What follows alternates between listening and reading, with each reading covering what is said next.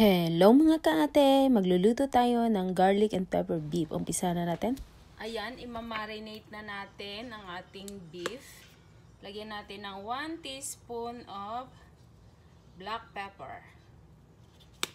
1 tablespoon ng soy sauce. 1 tablespoon ng oyster sauce. Then, mix natin. Ayan yung slice ng beef ko. Tapos, marinate lang muna natin at least 15 minutes. Mainit na yung ating kawali. Lagyan natin yung butter. Tunawin lang natin. At tapos ilagay na natin ang patatas at carrots. Mga 2 minutes. Ito na siya after 2 minutes. Kailangan lang natin medyo lutuin. I-fry lang natin ng kaunti. Pan fry. Malutak yung nilagay natin. Sunod na natin ang bell pepper. Another 2 minutes. Separate muna natin siya.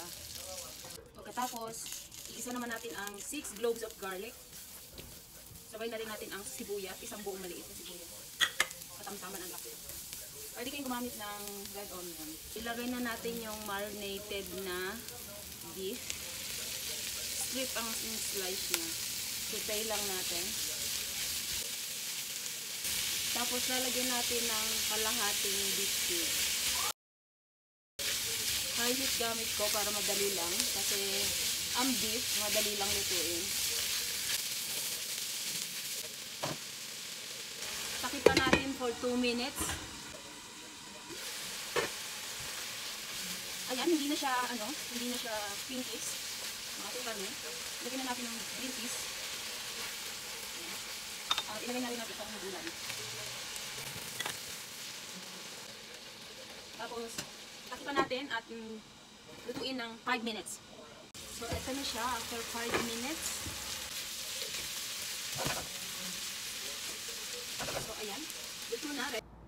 Ito na ang ating garlic and pepper beef. Luto na siya. Ready to serve! Kain tayo! Thank you for watching! Don't forget to like, subscribe, and share!